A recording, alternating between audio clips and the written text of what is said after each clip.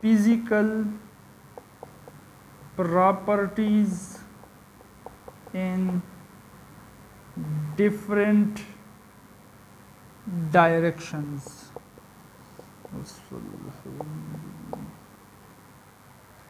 ये भी crystalline solid की एक अहम प्रॉपर्टी है कि ये एन आइसोट्रोपिक होते हैं।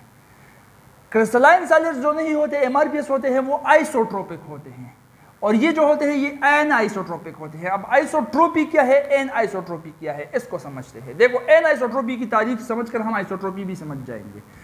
N isotropy, the tendency of a substance to show different intensities of physical property in different directions. एक सॉलिड सब्सटेंस के अंदर अगर आप डायरेक्शंस बदल लो तो उसके फिजिकल प्रॉपर्टीज की जो इंटेंसिटीज है, जो शिद्दत है, वो भी तब्दील हो जाएगी। मतलब एक सब्सटेंस है हमारे साथ, एक सॉलिड सब्सटेंस है, ये एक डायरेक्शन में फिजिकल प्रॉपर्टी एक जैसे दिखाती है, लेकिन अगर इसकी डायरेक्शन हम बदल ले, तब्दील कर दे, तो वही फिजिकल प्रॉपर्टी की शिद्दत तब्दील हो जाएगी। मतलब या तो वो फिजिकल प्रॉपर्टी की वैल्यू बढ़ेगी या कम हो जाएगी। तो डायरेक्शन तब्दील करने से फिजिकल प्रॉपर्टीज की वैल्यूज भी या बढ़ती है या कम होती है। ऐसे प्रॉपर्टी ऑफ सब्सटेंस को हम कहते हैं एन आइसोट्रोपी। और अगर तब्दील नहीं होगी तो तब इसको हम कहेंगे आइसोट्रोपी। देखो, एक एग्जांपल के साथ समझते हैं, फिर केमिस्ट्री की तरफ वापस आ जाते हैं। ठीक है, डेली लाइफ एक एनालॉजी। जब आप पानी के अंदर तैरते हो, कभी तैरना किया है, स्विमिंग की है पानी के अंदर? अगर नहीं किया है तो जिसने किया है उससे पूछ लो। ठीक है, जब पानी के अंदर आप तैराकी करोगे, तैरोगे, स्विमिंग करोगे, तो उस पानी के अंदर जो बह रहा है उसके अंदर आप स्विम कर रहे हो, तो वहां पर एन आइसोट्रोपी की प्रॉपर्टी आपको दिखेगी। कैसे? देखो, पानी जिस तरफ बह रहा है, जिस तरफ पानी बह रहा है उसी तरफ आप स्विमिंग भी कर रहे हो, तो आपके लिए स्विमिंग के लिए जो फोर्स है वो कम पड़ेगा। थोड़े फोर्स के साथ आप स्विमिंग कर सकते हो, कर सकोगे या नहीं, क्योंकि पानी के बहाव के साथ जा रहे हो। तो फोर्स की इंटेंसिटी कम होगी, लेकिन उसी पानी के अंदर पानी जिस तरफ बह रहा है उसके मुखालिफ सिमत में आप जा रहे हो, तब आपको स्विमिंग के लिए जो फोर्स चाहिए वो ज्यादा चाहिए, तब फोर्स की इंटेंसिटी बदल गई, ज्यादा हो गई। अब देखो, सेम पानी के अंदर सिर्फ डायरेक्शन बदलने से, वही पानी है, वही स्पीड के साथ बह रहा है, लेकिन एक बार आपका डायरेक्शन ऐसे था तो दूसरे बार आपका डायरेक्शन ऐसे हो गया। सिर्फ डायरेक्शन बदलने के साथ, डिफरेंट डायरेक्शंस की वजह से आपके फोर्स की इंटेंसिटी भी बदल गई। स्विमिंग के लिए जो फोर्स चाहिए उसकी इंटेंसिटी भी बदल गई। तो इसी तरह से कंपाउंड्स के अंदर भी होता है। डायरेक्शंस बदलने से जब फिजिकल प्रॉपर्टी की इंटेंसिटी बदलती है तो उस कंपाउंड के इस खासियत को हम कहते हैं एन आइसोट्रोपी। और अब देखो, आइसोट्रोपी भी हम डेली लाइफ रूटीन में ले सकते हैं। एक पांड, एक तालाब के अंदर आप तैर रहे हो, तालाब का पानी बह नहीं रहा, एक जगह पर स्टैटिक है, स्टेशनरी पानी है, तो उसमें चाहे आप इस डायरेक्शन में जाओ या इस डायरेक्शन में जाओ, पानी तो एक जगह पर खड़ा है, वो तो ना इधर जा रहा है ना उधर जा रहा है। तो एक खड़े पानी के तालाब के अंदर आप डायरेक्शन, इस डायरेक्शन में स्विमिंग करो या इस डायरेक्शन में स्विमिंग करो या इस डायरेक्शन में या ऊपर में या नीचे भी, या जहाँ तेरी मर्जी चाहे वहाँ पर स्विमिंग करो। स्विमिंग के लिए एक जैसे ही फोर्स आपको दरकार होगा। मतलब डायरेक्शन बदलने के साथ फोर्स की, एक फिजिकल प्रॉपर्टी की इंटेंसिटी तब्दील नहीं हो रही। अब इस कंपाउंड के इस खासियत को, जो कि डायरेक्शन बदलने के साथ फिजिकल प्रॉपर्टी की इंटेंसिटी को तब्दील नहीं करता, इसको हम कहेंगे आइसोट्रोपी।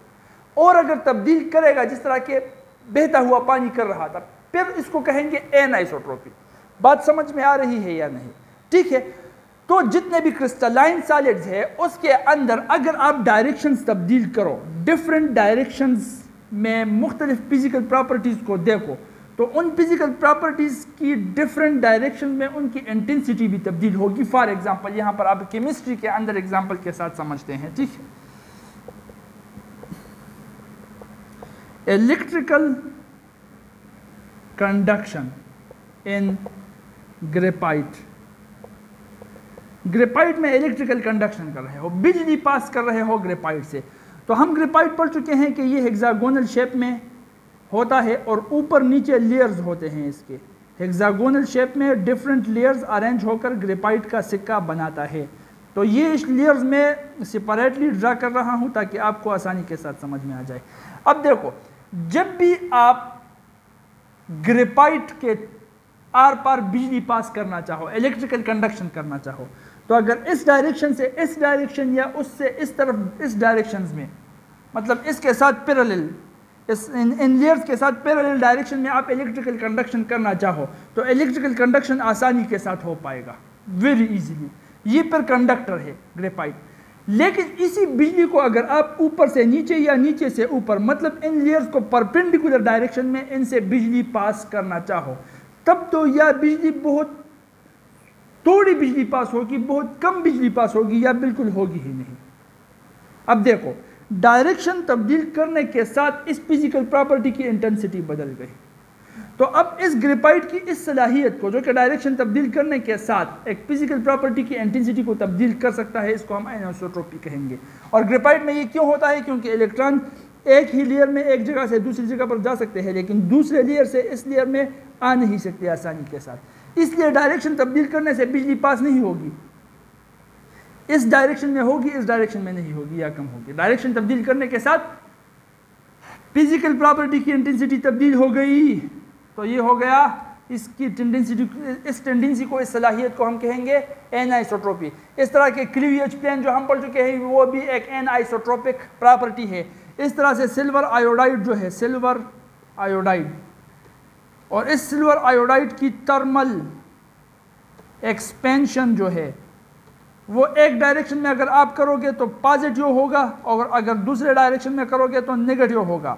तो ये भी डायरेक्शन तब्दील करने के साथ साथ थर्मल एक्सपेंशन भी तब्दील हो जाता है, या तो पॉजिटिव होता है या नेगेटिव होता है। तो सिल्वर आयोडाइड के अंदर ये सलाहियत, जिसके ज़रिए ये डायरेक्शन तब्दील करने के साथ एक फिजिकल प्रॉपर्टी की इंटेंसिटी को तब्दील कर सकता है, इसके इस सलाहियत को हम एनाइसोट्रॉपी कहते हैं। और ये कुछ मशहूर एग्जाम्पल्स है, ऐसे और भी एग्जाम्पल्स मौजूद थे। तो इन एग्जाम्पल्स के ज़रिए आप समझ चुके होंगे, ठीक है। बहुत से स्टूडेंट्स अक्सर भूल जाते हैं एनाइसोट्रॉपी और आइसोट्रॉपी, इसलिए मैं एनालॉजी डेली लाइफ के एग्जाम्पल से देता हूँ। और तैराकी वाला एग्जाम्पल, वाटर में जो स्विमिंग, तैरना है, ये एग्जाम्पल अगर आप अपने माइंड में रखोगे तो एनाइसोट्रॉपी को कभी भी आप नहीं भूल सकते। Along with these examples, practical examples आपको याद रखने पड़ेंगे। ऐसा नहीं हो कि पेपर के अंदर आपने तैरने का एग्जाम्पल दे दिया, वो सिर्फ आपको समझाने के लिए है। पेपर के अंदर, टेस्ट के अंदर, किसी भी फॉर्मल इंटरव्यू के अंदर आपको यही केमिस्ट्री से एग्जांपल्स देने पड़ेंगे, ठीक है। वो मैं आपको समझाने के लिए तैराकी का एग्जांपल, स्विमिंग का एग्जांपल दे रहा था। ये हुआ anisotropy. Number 6 property is isomorphism.